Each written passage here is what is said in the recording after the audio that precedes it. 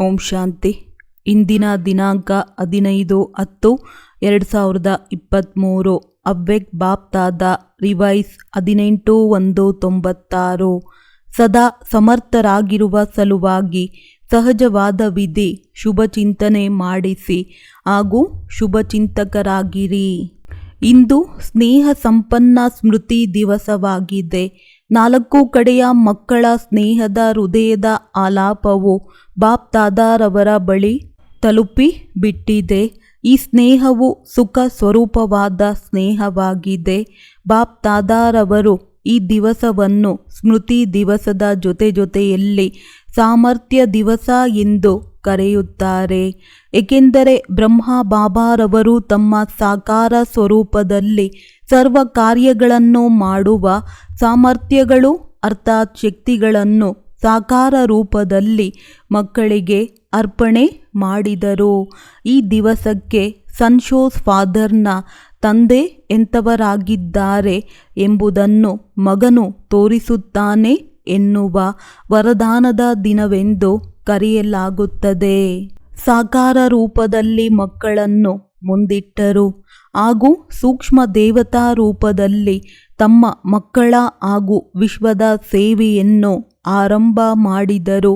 ಈ 18ನೇ ಜನವರಿಯ ದಿವಸವು ಬ್ರಹ್ಮ ಬಾಬಾರವರ ಸಂಪೂರ್ಣ ನಷ್ಟಮೋಹ ಸ್ಮೃತಿ ಸ್ವರೂಪದ ದಿನವಾಗಿತ್ತು. ಹೇಗೆ ಗೀತೆಯ 18 ಅಧ್ಯಾಯದ ಸಾರವು ಭಗವಂತನು ಅರ್ಜುನನನ್ನು ನಷ್ಟಮೋಹ ಸ್ಮೃತಿ ರೂಪನನ್ನಾಗಿ ಮಾಡಿದನು ಎಂಬುದಾಗಿದೆ. ಹೀಗೆ ಈ 18ನೇ ಜನವರಿಯು ಸ್ಮರಣಾರ್ಥ ಆಚರಣೆಯು ಬ್ರಹ್ಮ ಬಾಬಾರವರು ಎಷ್ಟು ಮಕ್ಕಳ ಬಗ್ಗೆ ಅತಿ ಸ್ನೇಹಿಯಾಗಿದ್ದರೆಂದರೆ ಸದಾ ಸೇವೆಯ ನಿಮಿತ್ತ ಮಕ್ಕಳನ್ನು ಎಷ್ಟು ನೆನಪು ಮಾಡುತ್ತಿದ್ದರು ಎಂಬುದು ಅನುಭವವಿದೆಯಲ್ಲವೇ. ಮೋಹವು ಇರಲಿಲ್ಲ, ಆದರೆ ಹೃದಯದ ಆಂತರಿಕ ಪ್ರೀತಿ ಇತ್ತು. ಏಕೆಂದರೆ ಮೋಹವೆಂದು ಯಾವುದಕ್ಕೆ ಹೇಳಲಾಗುತ್ತದೆ ಎಂದರೆ ಯಾವುದರಲ್ಲಿ ತಮ್ಮ ಸ್ವಾರ್ಥವಿರುತ್ತದೆಯೋ ಅದನ್ನು. ಆದರೆ ಬ್ರಹ್ಮ ಬಾಬಾರವರಿಗೆ ತಮ್ಮ ಸ್ವಾರ್ಥವಿರಲಿಲ್ಲ, ಆದರೆ ಮಕ್ಕಳಲ್ಲಿ ಸೇವಾರ್ಥವಾಗಿ ಅತಿ ಸ್ನೇಹವಿತ್ತು. ಆದರೂ ಸಹ ಸದಾ ಜೊತೆಯಲ್ಲಿರುತ್ತಾ ಮಕ್ಕಳನ್ನು ಎದುರಿನಲ್ಲಿ ನೋಡುತ್ತಾ ಇದ್ದರೂ ಸಹ ದೇಹದ ರೂಪದಲ್ಲಿ ನೆನಪು ಕಾಡಿಸಲಿಲ್ಲ. ಸಂಪೂರ್ಣ ಅನಾಸಕ್ತ ಹಾಗೂ ಪ್ರಿಯರಾಗಿದ್ದರು. ಆದ್ದರಿಂದ ಸ್ಮೃತಿ ಸ್ವರೂಪ ನಷ್ಟಮೋಹ ಎಂದು ಹೇಳಲಾಗುತ್ತದೆ. ನನ್ನದು ನನ್ನವರು ಎನ್ನುವುದು ಯಾವುದೂ ಇರಲಿಲ್ಲ. ದೇಹ ಅಭಿಮಾನದಿಂದಲೂ ಸಹ ನಷ್ಟಮೋಹ ಆಗಿದ್ದರು. ಆದ್ದರಿಂದ ಈ ದಿವಸವು ತಂದೆಯನ್ನು ಅನುಕರಣೆ ಮಾಡಿರಿ, ಫಾಲೋ ಫಾದರ್ ಎನ್ನುವ ಪಾಠವನ್ನು ಕಲಿಸಿಕೊಡುವ ದಿವಸವಾಗಿತ್ತು. ಈ ದಿವಸವು ಪ್ರಪಂಚದ ಅಜ್ಞಾನಿ ಆತ್ಮರನ್ನು ಪರಮಾತ್ಮನ ಕಾರ್ಯದ ಕಡೆಗೆ ಮಣಿಸುವ ದಿವಸವಾಗಿತ್ತು. ಏಕೆಂದರೆ ಮೆಜಾರಿಟಿ ಅಧಿಕ ಸಂಖ್ಯೆಯ ಜನರು ಬ್ರಹ್ಮ ಬಾಬಾರವರನ್ನು ನೋಡಿ ಏನು ವಿಚಾರ ಮಾಡುತ್ತಿದ್ದರು ಹಾಗೂ ತಿಳಿದುಕೊಂಡಿದ್ದರೆಂದರೆ ಇವರ ಪರಮಾತ್ಮನು ಬ್ರಹ್ಮ ಆಗಿದ್ದಾರೆ ಎಂದು. ಈ ಬ್ರಹ್ಮ ಕುಮಾರಿಯರು ಬ್ರಹ್ಮರನ್ನೇ ಭಗವಂತನೆಂದು ನಂಬಿದ್ದಾರೆಂದು ತಿಳಿದುಕೊಂಡಿದ್ದರು. ಆದರೆ ಬ್ರಹ್ಮರವರು ಸಾಕಾರದಲ್ಲಿ ಪಾತ್ರವನ್ನು ಪರಿವರ್ತನೆ ಮಾಡಿದ್ದರಿಂದ ಏನು ವಿಚಾರ ಮಾಡತೊಡಗಿದರೆಂದರೆ ಈಗಂತೂ ಬ್ರಹ್ಮ ಕುಮಾರಿಯರ ಭಗವಂತನು ಹೊರಟು ಹೋದರು ಹಾಗೂ ಈ ಬ್ರಹ್ಮ ಕುಮಾರಿಯರ ಕಾರ್ಯವು ಇಂದಲ್ಲದಿದ್ದರೂ ನಾಳೆ ಸಮಾಪ್ತಿಯಾಗಿ ಬಿಡುವುದು ಎಂದು ತಿಳಿದುಕೊಂಡಿದ್ದರು. ಆದರೆ ಇವರ ಕರ್ತವ್ಯವನ್ನು ಬ್ರಹ್ಮರವರ ಮೂಲಕವೂ ಮಾಡಿಸುವವರು ಪರಮಾತ್ಮನಾಗಿದ್ದರು, ಈಗಲೂ ಆಗಿದ್ದಾರೆ ಹಾಗೂ ಅಂತ್ಯದವರೆಗೂ ಆಗಿರುವರು ಎಂಬುದನ್ನು ನೀವು ತಿಳಿದುಕೊಂಡಿದ್ದೀರಿ. ಹೀಗೆ ಇದು ಪರಮಾತ್ಮನ ಕಾರ್ಯವಾಗಿದೆ, ವ್ಯಕ್ತಿಯ ಕಾರ್ಯವಲ್ಲ. ಬ್ರಹ್ಮ ಬಾಬಾರವರ ಸಾಕಾರ ಪಾತ್ರವು ಪರಿವರ್ತನೆ ಆದ ನಂತರ ಏನು ಅರಿವು ಮೂಡಿದೆ ಎಂದರೆ ಇವರನ್ನು ಯಾವುದೋ ಶಕ್ತಿಯು ನಡೆಸುತ್ತಾ ಇದೆ ಎಂದು. ಈಗಲೂ ಸಹ ಬಡಪಾಯಿಗಳು ಪರಮಾತ್ಮನನ್ನು ಅರಿತುಕೊಂಡಿಲ್ಲ. ಆದರೆ ಯಾವುದೋ ಶಕ್ತಿಯು ಕಾರ್ಯವನ್ನು ಮಾಡಿಸುತ್ತಾ ಇದೆ. ಆ ಶಕ್ತಿಯು ಯಾವುದಾಗಿದೆ ಎಂಬುದನ್ನು ವಿಚಾರ ಮಾಡುತ್ತಾ ಇದ್ದಾರೆ, ನೋಡುತ್ತಾ ಇದ್ದಾರೆ, ವಿಚಾರ ಮಾಡುತ್ತಾ ಇದ್ದಾರೆ. ಹಾಗೂ ಕೊನೆಯಲ್ಲಿ ಎಂತೋ ತಿಳಿದುಕೊಳ್ಳಲಿದ್ದಾರೆ. ಹಾಗಾದರೆ ಯಾರ ಕಾರ್ಯವಾಗಿದೆ? ನೀವು ಹೇಳುತ್ತೀರಿ, ಯಾವ ಮಕ್ಕಳು ಸಾಕಾರ ಬ್ರಹ್ಮರ ಪಾತ್ರದ ನಂತರ ಬಂದಿದ್ದಾರೋ ಅವರು ಏನು ಯೋಚಿಸುತ್ತಾರೆಂದರೆ, ಬ್ರಹ್ಮ ಬಾಬಾರವರು ತಮ್ಮ ಸಾಕಾರ ಪಾತ್ರವನ್ನು ಇಷ್ಟು ಬೇಗನೆ ಏಕೆ ಪೂರ್ತಿ ಮಾಡಿದರು ಎಂದು. ನಾವಂತೂ ನೋಡುತ್ತೇವಲ್ಲವೇ, ನಾವಂತೂ ಮಿಲನ ಮಾಡುತ್ತೇವಲ್ಲವೇ, ಹೀಗೆ ಯೋಚಿಸುತ್ತೀರಲ್ಲವೇ. ಕಲ್ಪದ ಇಂದಿನ ವರ್ಣನೆಯು ಏನಿದೆ ಎಂದರೆ, ಕೌರವ ಸೈನ್ಯದ ನಿಮಿತ್ತರಾಗಿದ್ದ ಮಹಾವೀರನ ಕಲ್ಯಾಣವು ಯಾರ ಮೂಲಕ ಆಯಿತು? ಶಕ್ತಿಯರ ಮೂಲಕ ಆಯಿತಲ್ಲವೇ? ಆದ್ದರಿಂದ ಶಕ್ತಿಯರ ಪಾತ್ರವು ವಿಶ್ವ ನಾಟಕದಲ್ಲಿ ಸಾಕಾರ ರೂಪದಲ್ಲಿ ಪೂರ್ವ ನಿಶ್ಚಿತವಾಗಿದೆ. ಹಾಗೂ ಎಲ್ಲರೂ ಏನು ಒಪ್ಪಿಕೊಳ್ಳುತ್ತಾರೆಂದರೆ, ಮಾತೃಶಕ್ತಿಯ ಹೊರತು ಈ ವಿಶ್ವದ ಕಲ್ಯಾಣವು ಆಗುವುದು ಅಸಂಭವವಾಗಿದೆ ಎಂದು. ಹಾಗಾದರೆ ಬ್ರಹ್ಮ ಬಾಬಾರವರು ಏಕೆ ಫರಿಷ್ಠೆಯಾದರು? ಸಾಕಾರ ಪಾತ್ರವು ಏಕೆ ಪರಿವರ್ತನೆಯಾಯಿತು? ಒಂದು ವೇಳೆ ಬ್ರಹ್ಮ ಬಾಬಾರವರು ಫರಿಷ್ಠಾ ರೂಪವನ್ನು ಧಾರಣೆ ಮಾಡದಿದ್ದರೆ ನೀವು ಇಷ್ಟೊಂದು ಆತ್ಮರು ಇಲ್ಲಿಗೆ ಬರಲು ಸಾಧ್ಯವಾಗುತ್ತಿರಲಿಲ್ಲ. ಏಕೆಂದರೆ ವಾಯುಮಂಡಲದ ಭ್ರಾಂತಿಗಳು ಈ ವಿಶ್ವಕ್ರಾಂತಿಯ ಕಾರ್ಯವನ್ನು ಹಗುರ ಮಾಡುತ್ತಾ ಇದ್ದವು. ಆದ್ದರಿಂದ ಬ್ರಹ್ಮ ಬಾಬಾರವರು ಫರಿಷ್ಠೆ ಆಗಿದ್ದು ನಿಮ್ಮಲ್ಲಿ ಅತಿ ಹೆಚ್ಚಿನ ಸಂಖ್ಯೆಯ ಮಕ್ಕಳ ಭಾಗ್ಯವು ತೆರೆಯುವ ಕಾರಣವಾಗಿತ್ತು.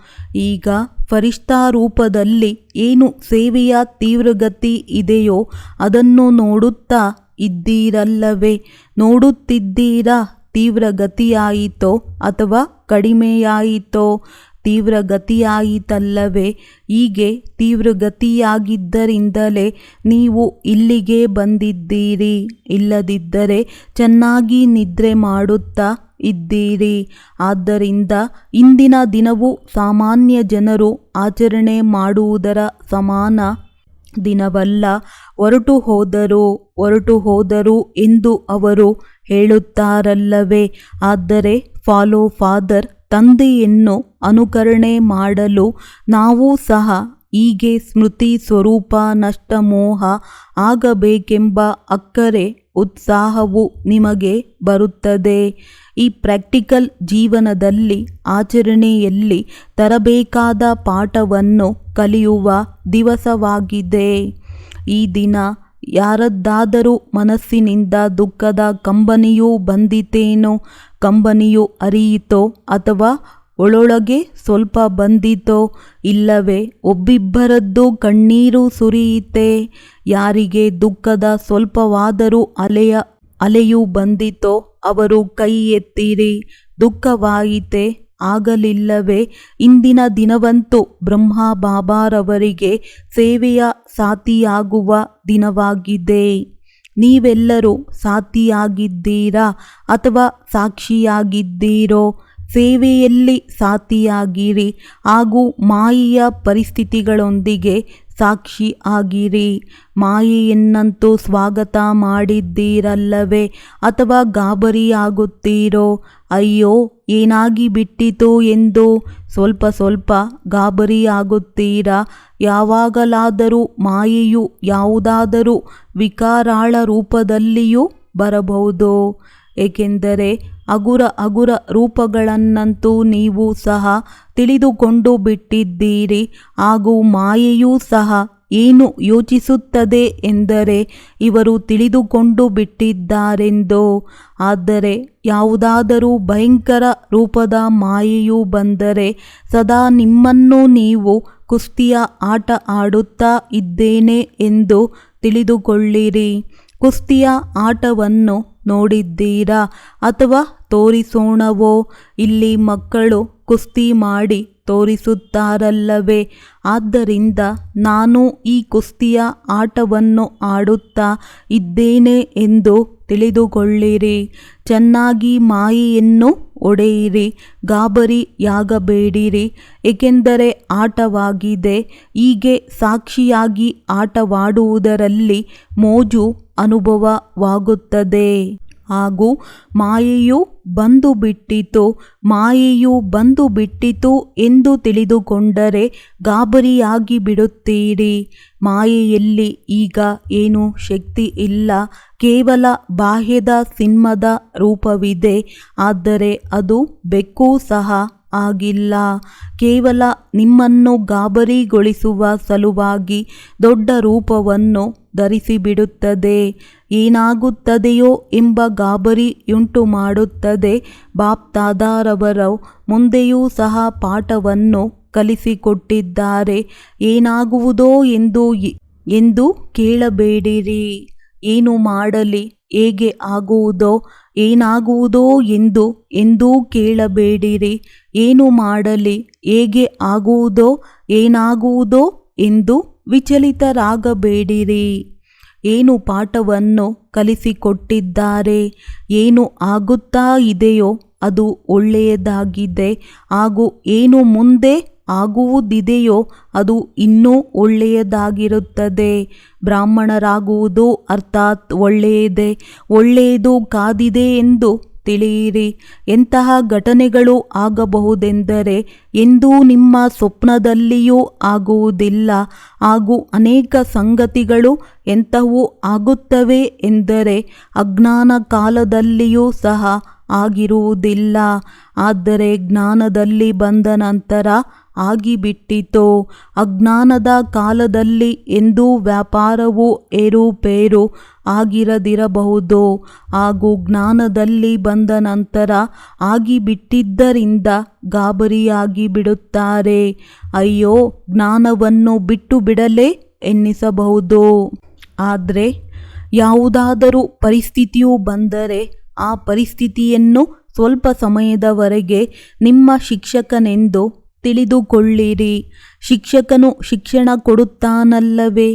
ಹಾಗೆಯೇ ಪರಿಸ್ಥಿತಿಯು ನಿಮ್ಮನ್ನು ಸಹನಾಶಕ್ತಿ, ಅನಾಸಕ್ತಿ, ನಷ್ಟಮೋಹ ಹಾಗೂ ಎರಡನೆಯದಾಗಿ ಎದುರಿಸಿ ಹೋರಾಡುವ ಶಕ್ತಿಯ ಪಾಠವನ್ನು ಕಲಿಸಿಕೊಡುತ್ತದೆ. ಮುಂದಿನ ಸಲುವಾಗಿ ನೀವು ಕಲಿತುಕೊಳ್ಳಿರೆಂದು ಈ ಪರಿಸ್ಥಿತಿಯು ಈ ಎರಡು ಸಹನಾಶಕ್ತಿಯ ಹಾಗೂ ಎದುರಿಸಿ ಹೋರಾಡುವ ಶಕ್ತಿಯ ಪಾಠಗಳನ್ನು ಕಲಿಸಿಕೊಡುವ ಸಲುವಾಗಿ ಬಂದಿವೆ. ಹಾಗೂ ನಾನಂತೂ ಟ್ರಸ್ಟಿಯಾಗಿದ್ದೇನೆ, ನನ್ನದು ಏನೂ ಇಲ್ಲ ಎಂದು ಏನು ಹೇಳುತ್ತೀರಲ್ಲವೇ? ಮೋಸ ಮಾಡಲು ಹೇಳುವುದಿಲ್ಲ ತಾನೆ? ಮನಪೂರ್ವಕವಾಗಿ ಹೇಳುತ್ತೀರಾ? ಟ್ರಸ್ಟಿ ಆಗಿದ್ದೀರೋ ಅಥವಾ ಸ್ವಲ್ಪ ಗೃಹಸ್ಥಿ ಆಗಿದ್ದೀರೋ? ಒಮ್ಮೊಮ್ಮೆ ಗೃಹಸ್ಥ, ಒಮ್ಮೊಮ್ಮೆ ಟ್ರಸ್ಟಿ ಆಗಿಬಿಡುತ್ತೀರಾ? ಹೊಸ ವರ್ಷದ ದಿನದ ಸಂದರ್ಭದಲ್ಲಿ ಬಾಪ್ ದಾದಾರವರಿಗೆ 3-4 ಆಟದ ವಸ್ತುಗಳನ್ನು ಮಕ್ಕಳು ಕೊಟ್ಟಿದ್ದರು. ಅದರಲ್ಲಿ ಏನಿತ್ತೆಂದರೆ, ಒಂದು ಆಟಿಕೆಯು ಈ ಕಡೆ ತಿರುಗಿಸಿದರೆ ಪುರುಷನಾಗುತ್ತದೆ, ಆ ಕಡೆಗೆ ತಿರುಗಿಸಿದರೆ ಸ್ತ್ರೀಯಾಗಿ ಬಿಡುತ್ತದೆ. ಒಂದೇ ಆಟದ ವಸ್ತುವು ಬದಲಾವಣೆಯಾಗಿ ಬಿಡುತ್ತದೆ. ನೀವು ಅಂತಹ ಆಟದ ವಸ್ತುವೇನೂ ಆಗಿಲ್ಲ ತಾನೆ? ಒಂದು ವೇಳೆ ಆ ಆಟಿಕೆಯು ಇದ್ದರೆ ಇವರಿಗೆ ತೋರಿಸಿರಿ. ಈಗ ತಾನೇ ಗೃಹಸ್ಥನಾಗಿರುವವರು ಇದೀಗಲೇ ಟ್ರಸ್ಟಿ ಆಗಿಬಿಡುವುದಿಲ್ಲ ತಾನೆ? ನೀವು ಅಂಥವರಲ್ಲ ತಾನೆ? ಪಾಂಡವರೇ, ಸ್ವಲ್ಪ ಸ್ವಲ್ಪ ಒಮ್ಮೊಮ್ಮೆ ಹೀಗೆ ಆಗಿಬಿಡುತ್ತದೆಯೇ? ಗಾಬರಿಯಾಗಿಬಿಟ್ಟರೆ ಇವರು ಗಾಬರಿಯಾಗಿಬಿಟ್ಟಿದ್ದಾರೆಂದು ಮಾಯೆಯೂ ಸಹ ತಿಳಿದುಕೊಂಡು ಬಿಡುತ್ತದೆ. ಆದ್ದರಿಂದ ಗಾಬರಿಯಾಗಬೇಡಿರಿ, ಮಾಯೆಗೆ ಚೆನ್ನಾಗಿ ಗುಂಡು ಹೊಡೆಯಿರಿ. ಮುಂಚಿನಿಂದಲೇ ಟ್ರಸ್ಟಿಯಾಗಿದ್ದೀರಿ, ಅರ್ಥಾತ್ ಸರ್ವಸ್ವವು ನಿಮ್ಮ ಕೈ ಬಿಟ್ಟು ಹೋಯಿತು. ಟ್ರಸ್ಟಿ ಎಂದರೆ ಎಲ್ಲವನ್ನೂ ತಂದೆಗೆ ಸಮರ್ಪಣೆ ಮಾಡಿಬಿಟ್ಟಿರಿ. ನನ್ನ ಗತಿಯು ಏನಾಗುತ್ತದೆಯೋ ಹೀಗೆ ವ್ಯರ್ಥ ಸಂಕಲ್ಪಗಳು ಬರುತ್ತಿದ್ದರೆ ಗಡಿಬಿಡಿಯಾಗುತ್ತದೆ. ಎಲ್ಲವೂ ಒಳ್ಳೆಯದಾಗಿದೆ ಹಾಗೂ ಒಳ್ಳೆಯದಾಗಿಯೇ ಆಗುತ್ತದೆ ಎಂದು ತಿಳಿದು ನಿಶ್ಚಿಂತರಾಗಿರಿ. ಇದನ್ನು ಸಮರ್ಥ ಸ್ವರೂಪವೆಂದು ಕರೆಯಲಾಗುತ್ತದೆ. ಹಾಗಾದರೆ ಇಂದಿನ ದಿನವು ಯಾವುದಾಗಿದೆ? ಸಮರ್ಥರಾಗುವ ನಷ್ಟಮೋಹ ಆಗುವ ದಿನವಾಗಿದೆ. ಕೇವಲ ಬಾಬಾ ನೀವು ತುಂಬ ನೆನಪಿಗೆ ಬಂದಿರಿ ಎನ್ನುವ ಗೀತೆ ಹಾಡುವುದಲ್ಲ. ಆದ್ದರಿಂದ ಬ್ರಹ್ಮ ಬಾಬಾರವರ ಫರಿಷ್ಠಾ ರೂಪ ಆಗುವುದು ವಿಶ್ವನಾಟಕದಲ್ಲಿ ಪರಮಾತ್ಮನ ಕಾರ್ಯವನ್ನು ಪ್ರತ್ಯಕ್ಷ ಮಾಡುವ ನಿಮಿತ್ತ ಕಾರಣವಾಯಿತು. ಬ್ರಹ್ಮ ಬಾಬಾರವರು ಇದ್ದಾರೋ ಅಥವಾ ಇಲ್ಲವೋ ಕಣ್ಣಿಗಂತೂ ಕಾಣುವುದಿಲ್ಲ. ನೋಡಿರಿ, ನೀವು ಯಾರು ಕೊನೆಯಲ್ಲಿ ಬಂದಿದ್ದೀರೋ ಅವರು ತುಂಬ ಅದೃಷ್ಟಶಾಲಿಯಾಗಿದ್ದೀರಿ. ಏಕೆ? ಈಗ ಸೇವೆಯ ರಚನೆಯಾಗಿ ಅಣಿ ಮಾಡಿಟ್ಟಿರುವ ಸಾಧನೆಗಳ ಸಮಯದಲ್ಲಿ ಬಂದಿರಿ. 60 ವರ್ಷದಿಂದ ಜ್ಞಾನದಲ್ಲಿ ಇರುವವರು ಬೆಣ್ಣೆಯನ್ನು ತೆಗೆದರು ಹಾಗೂ ಬೆಣ್ಣೆಯನ್ನು ತಿನ್ನುವವರು ನೀವು ಬಂದು ಬಿಟ್ಟಿರಿ. ಈ ದಿನ ಚರಿತ್ರೆಯನ್ನು ನೀವು ಕೇಳಿರಬಹುದಲ್ಲವೇ? ನೀವು ಇಷ್ಟೊಂದು ಪರಿಶ್ರಮ ಮಾಡಿದರೂ ಓಡಿ ಹೋಗಿಬಿಡುತ್ತಾರೆ ಹಾಗೂ ವರ್ತಮಾನ ಸಮಯದಲ್ಲಿ ಸೇವೆಯ ವಾಯುಮಂಡಲವು ನಿರ್ಮಾಣವಾಗಿದೆ. ಈಗ ಪ್ರೆಸಿಡೆಂಟ್ ಆಗಿರಲಿ, ಪ್ರೈಮ್ ಮಿನಿಸ್ಟರ್ ಆಗಿರಲಿ, ಮುಖಂಡರು ಯಾರೇ ಆಗಿರಲಿ, ಮೆಜಾರಿಟಿ ಈ ಕಾರ್ಯವು ಉತ್ತಮವಾಗಿದೆ ಎಂದು ಒಪ್ಪಿಕೊಳ್ಳುತ್ತಾರಲ್ಲವೇ? ನಾನು ಮಾಡಬಲ್ಲೆನೋ ಅಥವಾ ಇಲ್ಲವೋ ಎನ್ನುವುದು ಅನ್ಯ ವಿಚಾರವಾಗಿದೆ. ಪ್ರತಿಯೊಬ್ಬರ ಪಾತ್ರವು ತಮ್ಮ ತಮ್ಮದು ಬೇರೆ ಬೇರೆ ಇದೆ. ಆದರೆ ಉತ್ತಮ ಕಾರ್ಯವಾಗಿದೆ ಹಾಗೂ ಈ ಕಾರ್ಯವು ಇನ್ನೂ ವೃದ್ಧಿಯಾಗಬೇಕು ಎನ್ನುವುದನ್ನಂತೂ ಹೇಳುತ್ತಾರಲ್ಲವೇ? ಮುಂಚೆ ಏನು ಹೇಳುತ್ತಿದ್ದರು?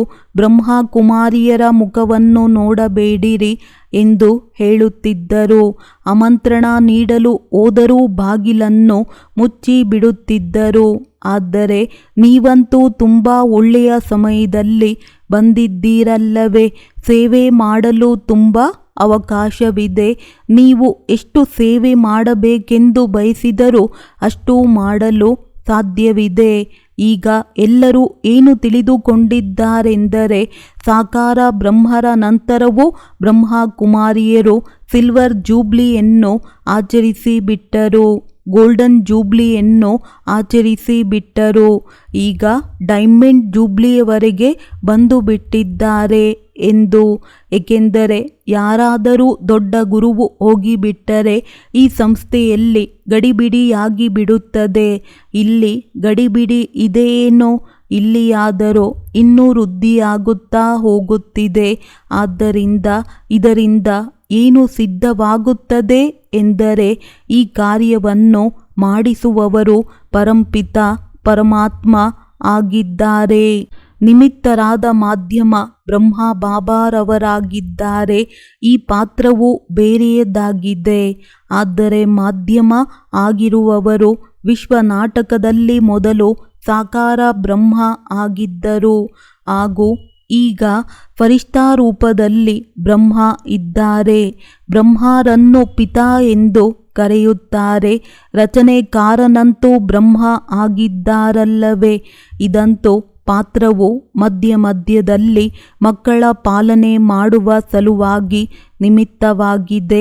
ಆದರೆ ರಚನೆಕಾರನು ಬ್ರಹ್ಮ ಆಗಿದ್ದಾರೆ ಹಾಗೂ ರಚನೆಯ ಕಾರ್ಯದಲ್ಲಿ ಈಗಲೂ ಸಹ ಅಂತ್ಯದವರೆಗೆ ಬ್ರಹ್ಮರದ್ದೇ ಪಾತ್ರವಿದೆ. ಈ ದಿನ ಇಡೀ ದಿನದಲ್ಲಿ ಯಾರ ಬಳಿ ಮಾಯೆಯು ಬಂದಿತೋ? ಮಾಯೆಯು ಬಂದಿತೇ? ಬರಲಿಲ್ಲವೇ?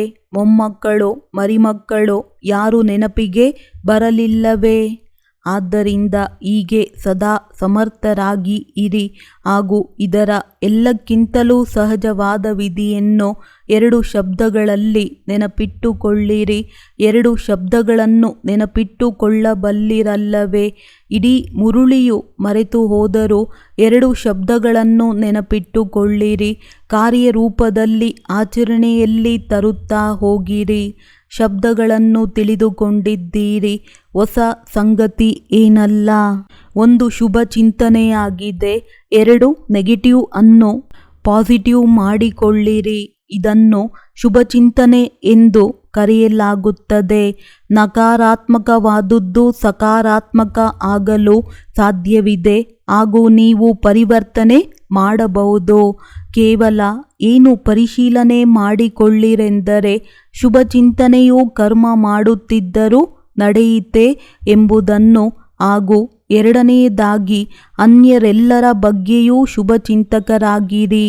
ಹೀಗೆ ಶುಭ ಚಿಂತನೆ ಮಾಡುವುದು ಹಾಗೂ ಶುಭ ಚಿಂತಕರಾಗುವುದು ಇವೆರಡರ ಸಂಬಂಧವಿದೆ. ಒಂದು ವೇಳೆ ಶುಭ ಚಿಂತನೆ ಇಲ್ಲದಿದ್ದರೆ ಶುಭ ಚಿಂತಕರು ಆಗಲು ಸಾಧ್ಯವಾಗುವುದಿಲ್ಲ. ಆದ್ದರಿಂದ ಇವೆರಡು ನಿರ್ದೇಶನಗಳ ಬಗ್ಗೆ ಗಮನ ಇಟ್ಟುಕೊಳ್ಳಿರಿ. ತಿಳಿಯಿತೆ? ಏನು ಮಾಡುವಿರಿ? ಇದನ್ನು ಮರೆಯಬಾರದು. ಏಕೆಂದರೆ ಈಗ ಏನು ನೋಡಲಾಗುತ್ತಿದೆ ಎಂದರೆ ಅನೇಕ ಎಂತಹ ಸಮಸ್ಯೆಗಳಿವೆ ಎಂದರೆ ಜನರಿದ್ದಾರೆಂದರೆ ಅವರು ನಿಮ್ಮ ವಾಣಿಯಿಂದ ತಿಳಿದುಕೊಳ್ಳುವುದಿಲ್ಲ. ಆದರೆ ಶುಭಚಿಂತಕರಾಗಿ ಶುಭವಾದ ವೈಬ್ರೇಷನ್ಗಳನ್ನು ನೀಡಿದರೆ ಪರಿವರ್ತನೆ ಆಗಿಬಿಡುತ್ತಾರೆ. ಇನ್ನೊಂದು ವಿಚಾರವೇನಿದೆ ಎಂದರೆ ಈ ಬ್ರಾಹ್ಮಣ ಜೀವನದಲ್ಲಿ ನೀವು ಮುಕ್ತರಾಗುವವರಿದ್ದೀರಲ್ಲವೇ.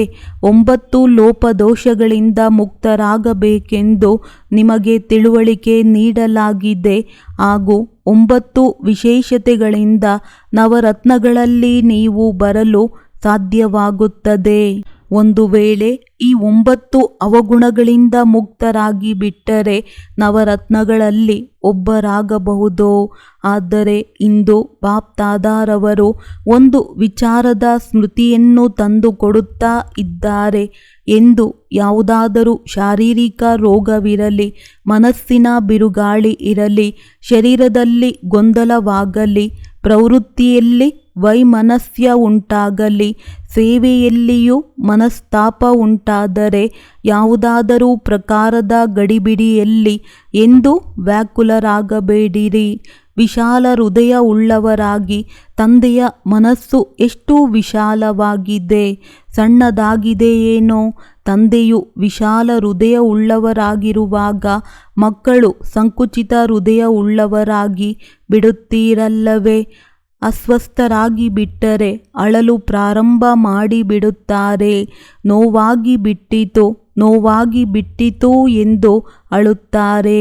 ಹೀಗೆ ವ್ಯಾಕುಲರಾಗುವುದು ಔಷಧಿಯಾಗಿದೆಯೇ? ಇದರಿಂದ ರೋಗವು ನಿವಾರಣೆಯಾಗಿ ಬಿಡುವುದೋ ಅಥವಾ ಹೆಚ್ಚಾಗುವುದೋ? ಯಾವಾಗ ಕರ್ಮದ ಲೆಕ್ಕಾಚಾರವು ಬಂದು ಬಿಟ್ಟಿತೋ, ನೋವು ಬಂದು ಬಿಟ್ಟಾಗ ಲೆಕ್ಕಾಚಾರವು ಮುಕ್ತಾಯವಾಗಲು ಬಂದು ಬಿಟ್ಟಿತಲ್ಲವೇ. ಆ ಸಮಯದಲ್ಲಿ ವ್ಯಾಕುಲರಾಗುವುದರಿಂದ ರೋಗವನ್ನು ದೊಡ್ಡದಾಗಿ ಮಾಡಿಕೊಳ್ಳುತ್ತೀರಿ. ಆದ್ದರಿಂದ ಧೈರ್ಯ ಉಳ್ಳವರಾಗಿರಿ. ತಂದೆಯೂ ಸಹ ಸಹಾಯಕನಾಗುವನು.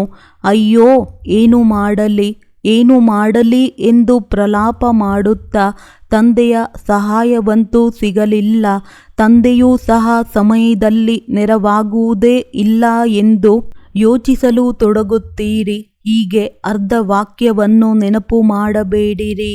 ತಂದೆಯು ಸಹಾಯಕನಾಗಿದ್ದೇನೆ. ಆದರೆ ಯಾರಿಗೆ? ಹೀಗೆ ಅರ್ಧ ವಾಗ್ದಾನವನ್ನು ಮರೆತು ಬಿಡುತ್ತೀರಿ. ಇನ್ನರ್ಧವನ್ನು ನೆನಪಿಟ್ಟುಕೊಳ್ಳುತ್ತೀರಿ. ತಂದೆಯು ಮಹಾರಥಿಗಳಿಗೆ ಸಹಾಯ ಮಾಡುತ್ತಾರೆಂದು ಕಾಣುತ್ತದೆ. ನಮಗಂತೂ ಮಾಡುವುದೇ ಇಲ್ಲ,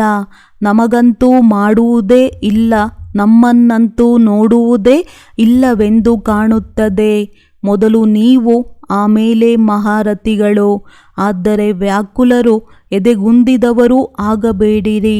ಹಾಗೂ ಮನಸ್ಸಿನಲ್ಲಿ ಒಂದು ವೇಳೆ ಏನಾದರೂ ಪೇಚಾಟವು ಬಂದು ಬಿಟ್ಟರೆ ಏನಾಗುತ್ತದೆ?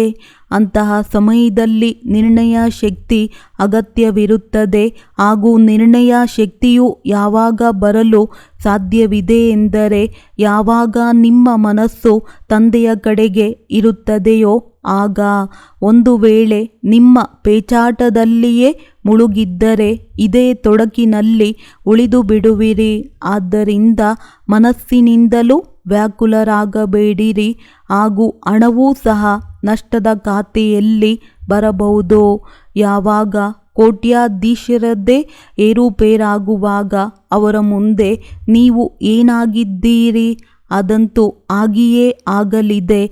ಆದರೆ ನಿಮಗೆ ಪಕ್ಕಾ ನಿಶ್ಚಯವಿದೆ, ಯಾರು ತಂದೆಯ ಸಾಥಿಯಾಗಿದ್ದಾರೋ, ಸತ್ಯವಂತರಾಗಿದ್ದಾರೋ ಅವರಿಗೆ ಎಂತಹ ಪರಿಸ್ಥಿತಿಯಲ್ಲಿಯಾದರೂ ಬಾಪ್ದಾದಾರವರು ಬೇಳೆ ರೊಟ್ಟಿಯನ್ನು ಅವಶ್ಯವಾಗಿ ತಿನ್ನಿಸುವರು. ಎರಡೆರಡು ಕಾಯಿ ಪಲ್ಯಗಳನ್ನು ತಿನ್ನಿಸುವುದಿಲ್ಲ, ಬೇಳೆ ರೊಟ್ಟಿಯನ್ನು ತಿನ್ನಿಸುವರು. ಆದರೆ ಕೆಲಸದಿಂದ ಸುಸ್ತಾಗಿ ಕುಳಿತುಬಿಟ್ಟು ತಂದೆಯು ಊಟ ಮಾಡಿಸುವರೆಂದು ಹೇಳಬೇಡಿರಿ. ಇಂತಹ ಹುಡುಗಾಟಿಕೆ ಅಥವಾ ಆಲಸ್ಯ ಉಳ್ಳವರಿಗೆ ಊಟವೂ ದೊರೆಯುವುದಿಲ್ಲ.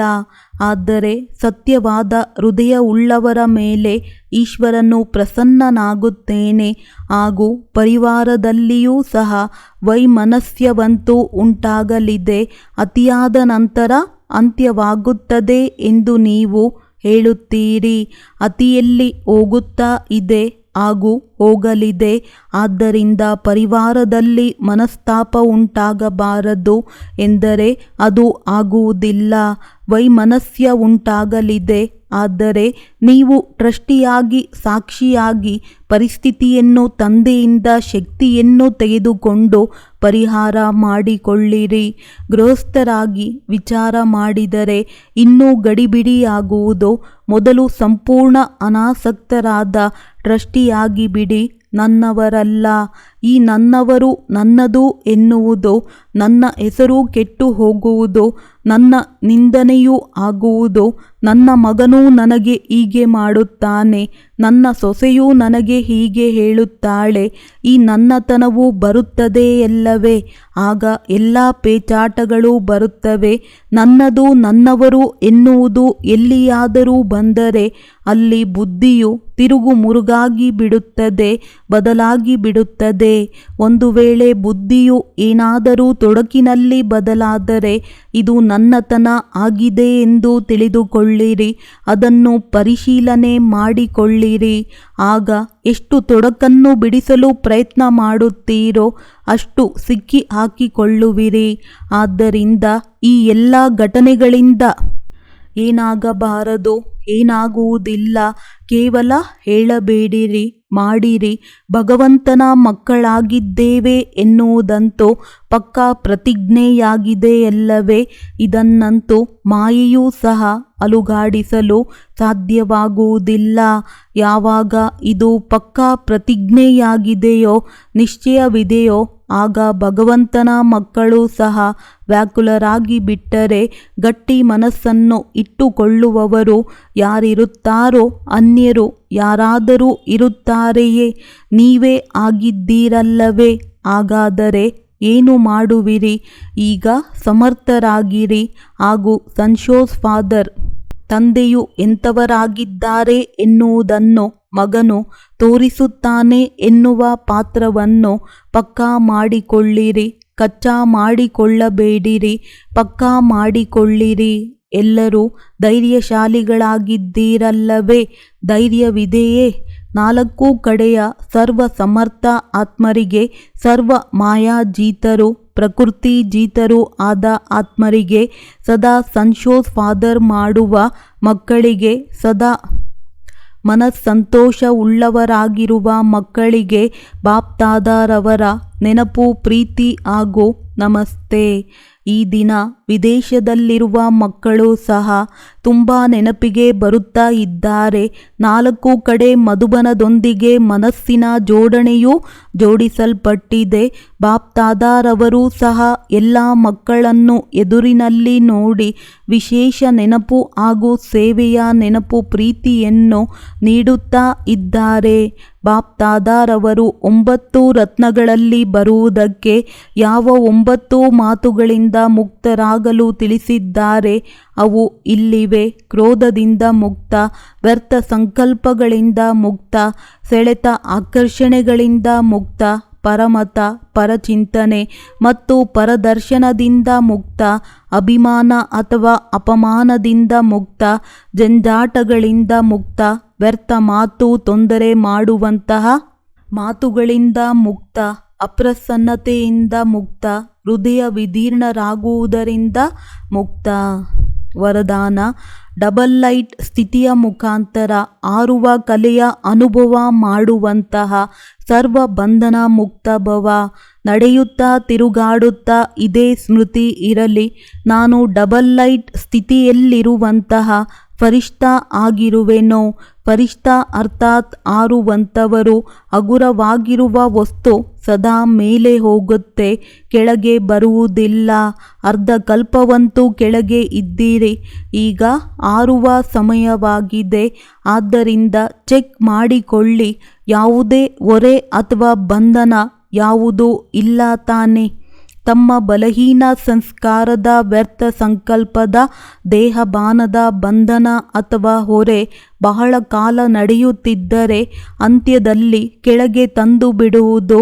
ಅದರಿಂದ ಬಂಧನ ಮುಕ್ತ ಆಗಿ ಡಬಲ್ ಲೈಟ್ ಸ್ಥಿತಿಯಲ್ಲಿರುವಂತಹ ಅಭ್ಯಾಸ ಮಾಡಿ. ಸ್ಲೋಗನ್: ಮನ್ಸಾ ಸೇವೆಯನ್ನು ಯಾರು ಮಾಡಲು ಸಾಧ್ಯವೆಂದರೆ ಯಾರ ಬಳಿ ಶುದ್ಧ ಸಂಕಲ್ಪಗಳ ಶಕ್ತಿ ಜಮಾ ಇರುತ್ತೆ ಅವರು. ಸೂಚನೆ: ಇಂದು ತಿಂಗಳಿನ 3ನೇ ರವಿವಾರವಾಗಿದೆ. ಸಂಜೆ 6:30 ರಿಂದ 7:30 ವಿಶೇಷ ಯೋಗಾಭ್ಯಾಸದಲ್ಲಿ ಅನುಭವ ಮಾಡಿ. ನಾನು ದಿವ್ಯ ಆಕರ್ಷಣಾ ಮೂರ್ತ ಆತ್ಮ ವಿಶ್ವ ಗಗನದಲ್ಲಿ ಹೊಳೆಯುತ್ತಿದ್ದೇನೆ. ನನ್ನ ದಿವ್ಯತೆ ಅಥವಾ ಪವಿತ್ರತೆಯಿಂದ ಆತ್ಮಗಳಿಗೆ ಸಾಕ್ಷಾತ್ಕಾರವಾಗುತ್ತಿದೆ. ತಮ್ಮ ದಾರಿಯಿಂದ ದೂರವಾಗಿ ಅಲೆದಾಡುತ್ತಿರುವ ಆತ್ಮಗಳು ಪುನಃ ಸತ್ಯ ದಾರಿಯಲ್ಲಿ ನಡೆಯುತ್ತಿದ್ದಾರೆ. ಒಳ್ಳೆಯದು. ಓಂ ಶಾಂತಿ.